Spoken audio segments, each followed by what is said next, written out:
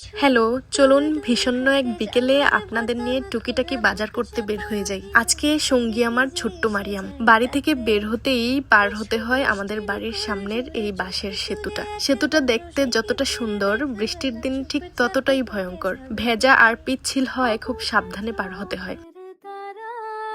বাঁশের সেতু পার হয়েই দুই মা মেয়ে মিলে হাঁটতে হাঁটতে চলে গেলাম মেইন রোডের দিকে। এরপর রাস্তায় দাঁড়িয়ে সিএনজির জন্য অপেক্ষা করছিলাম। কিছুক্ষণ পরই পেয়ে গেলাম খালি সিটকামি একটা সিএনজি। ক্যামেরা অন করতেই মারিয়ামের দুষ্টুমি শুরু। ওর কাছে ক্যামেরা মানেই যেন খেলাধুলার সময়। মনের কথা তোমার মনের কাছে পৌঁছে যায়, হতে পারে খোলা আকাশে আকাশে। গানে গানে যদি আমার মনের কথা তোমার মনের কাছে পৌঁছে যায়, হতে পারে খোলা আকাশে আকাশে। চিরচেনা এই রাস্তাটা দেখতে দেখতে পৌঁছে গেলাম দেবিদ্বারে। সিএনজি থেকে নেমে ভাড়া দিতে গিয়ে দেখি খুচরো টাকা নেই। কি আর করা, চলে গেলাম কাজী কনফেকশনারিতে। এখানে পরিচিত একটা ছোট ভাই আছে, ওর কাছ থেকে খুচরো নিয়ে এসে সিএনজি ভাড়া পরিশোধ করলাম। তারপর হাঁটতে হাঁটতে চলে এলাম চান্দিনা রোডের মাথায়। শর্টকাটে বারিক প্লাজার ভিতর দিয়ে ঢুকে পড়লাম কাঁচা বাজারে। এর মধ্যেই একটা মাস্ক চোখে পড়লো।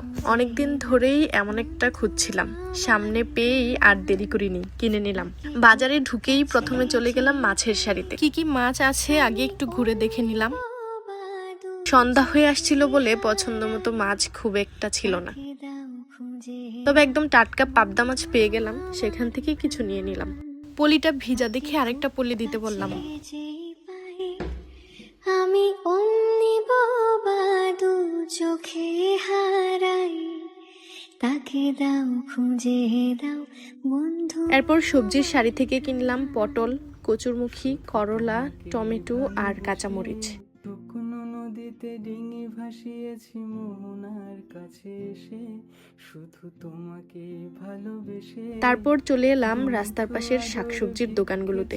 এখানকার শাকসবজি আমার কাছে সবসময় বেশি টাটকা মনে হয়, তাই একাটি কলমি শাকও নিয়ে নিলাম। আমের মৌসুম শেষের দিকে, এখন বাজারে বড় বড় আমই বেশি দেখা যায়। স্বাদ কেমন হবে জানতাম না, তবুও কয়েকটা নিয়ে নিলাম।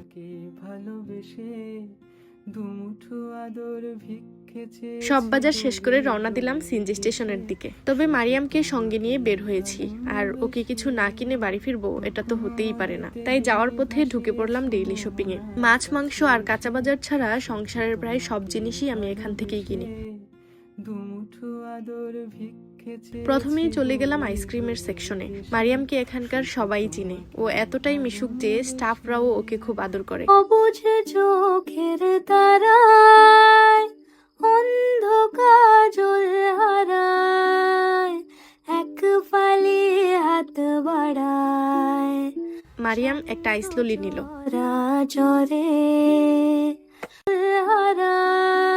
আর আমি খুঁজছিলাম নতুন কোনো ফ্লেভার এসেছে কিনা।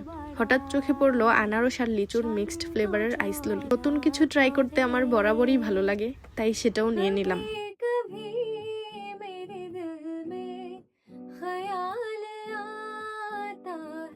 মারিয়াম তখন বলছে, আম্মু আমারটা থেকে তোমাকে দেব আর তোমারটা থেকে আমাকে দিও।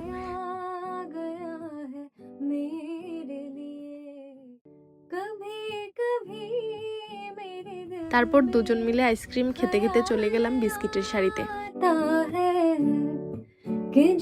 পটাটা বিস্কিট আমার খুবই পছন্দের। এবার ভাবলাম নতুন একটা ফ্লেভার ট্রাই করি, তাই নিয়ে নিলাম সাওয়ার ক্রিম অ্যান্ড অনিয়ন ফ্লেভারের একটা প্যাকেট। এরপর নিলাম মিষ্টি জলপাইয়ের একটা আচার আর মিষ্টি বড়ুয়ের দুটো আচার।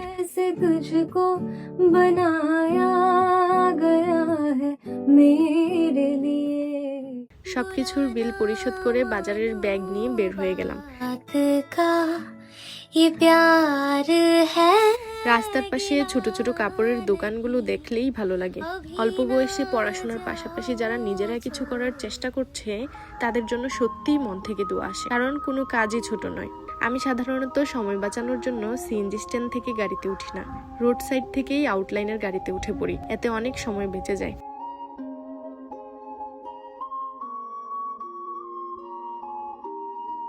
এরই মধ্যে চারপাশে অন্ধকার নেমে এসেছে। রাতের সুন্দর পরিবেশ দেখতে দেখতে পৌঁছে গেলাম বাড়ির সামনে।